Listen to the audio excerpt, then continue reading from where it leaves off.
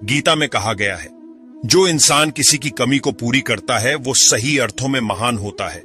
गीता के अनुसार जिंदगी में हम कितने सही हैं और कितने गलत हैं, ये केवल दो लोग जानते हैं, एक परमात्मा और दूसरी हमारी अंतरात्मा। जब तक शरीर है तब तक कमजोरियां तो रहेगी ही, इसलिए कमजोरियों की चिंता छोड़ो और जो सही कर्म है उस पर अपना ध्यान लगाओ। किसी का अच्छा ना कर सको तो बुरा भी मत करना, क्योंकि दुनिया कमजोर है लेकिन दुनिया बनाने वाला नहीं। सच्चा धर्म यह है कि जिन बातों को इंसान अपने लिए अच्छा नहीं समझता उन्हें दूसरों के लिए भी प्रयोग ना करे। मन अशांत है और उसे नियंत्रित करना कठिन है, लेकिन अभ्यास से इसे वश में किया जा सकता है। मन की शांति से बढ़कर इस संसार में कोई भी संपत्ति नहीं है। कोई भी इंसान जन्म से नहीं बल्कि अपने कर्मों से महान बनता है। बिना फल की कामनाएं ही सच्चा कर्म है। ईश्वर चरण में हो समर्पण वही केवल धर्म है।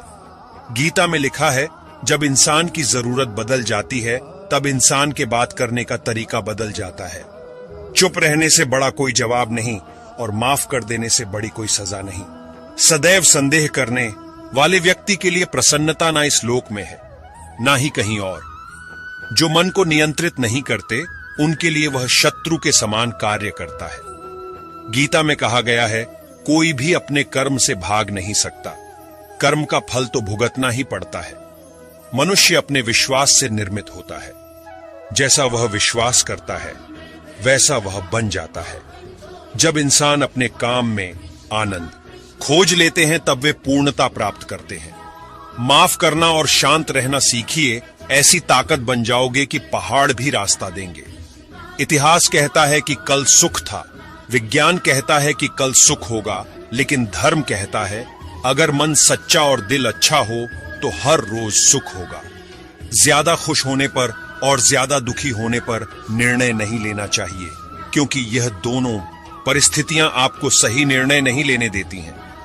जो होने वाला है वो होकर ही रहता है और जो नहीं होने वाला वह कभी नहीं होता। ऐसा निश्चय जिनकी बुद्धि में होता है उन्हें चिंता कभी नहीं सताती है। जिस मनुष्य के पास सब्र की ताकत है उस मनुष्य की ताकत का कोई मुकाबला नहीं कर सकता। इंसान हमेशा अपने भाग्य को कोसता है, यह जानते हुए भी कि भाग्य से भी ऊंचा उसका कर्म है जिसके स्वयं के हाथों में है। न तो यह शरीर तुम्हारा है और न ही तुम इस शरीर के मालिक हो। यह शरीर 5 तत्वों से बना है, आग, जल, वायु, पृथ्वी और आकाश।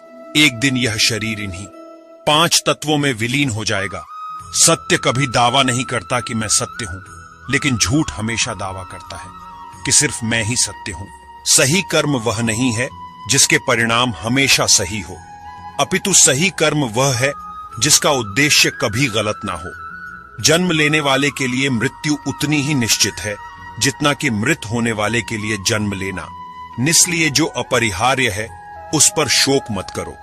धरती पर जिस प्रकार मौसम में बदलाव आता है उसी प्रकार जीवन में भी सुख दुख आता जाता रहता है। हे अर्जुन, तुम्हारा क्या गया जो तुम रोते हो? तुम क्या लाए थे जो तुमने खो दिया? तुमने क्या पैदा किया था जो नष्ट हो गया? तुमने जो लिया यहीं से लिया, जो दिया यहीं पर दिया।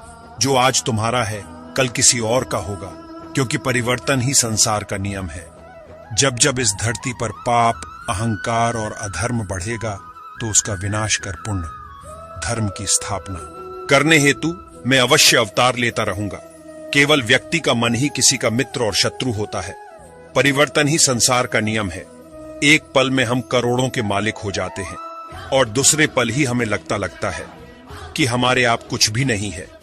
वह व्यक्ति जो अपनी मृत्यु के समय मुझे याद करते हुए अपना शरीर त्यागता है वह मेरे धाम को प्राप्त होता है, और इसमें कोई संशय नहीं है। मानव कल्याण ही भगवत गीता का प्रमुख उद्देश्य है। इसलिए मनुष्य को अपने कर्तव्यों का पालन करते समय मानव कल्याण को प्राथमिकता देना चाहिए। मनुष्य अपने विश्वास से निर्मित होता है। जैसा वो विश्वास करता है वैसा वो बन जाता है। सदैव संदेह करने वाले व्यक्ति के लिए प्रसन्नता ना इस लोक में है ना ही कहीं और।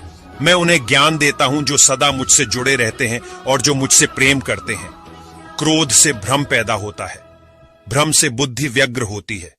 जब बुद्धि व्यग्र होती है तब तर्क नष्ट हो जाता है। जब तर्क नष्ट होता है तब व्यक्ति का पतन हो जाता है। जो मन को नियंत्रित नहीं करते उनके लिए वह शत्रु के समान कार्य करता है। हे अर्जुन, हम दोनों ने कई जन्म लिए हैं, मुझे याद है, लेकिन तुम्हें नहीं। जो दान बिना सत्कार के कुपात्र को दिया जाता है वह तमस दान कहलाता है।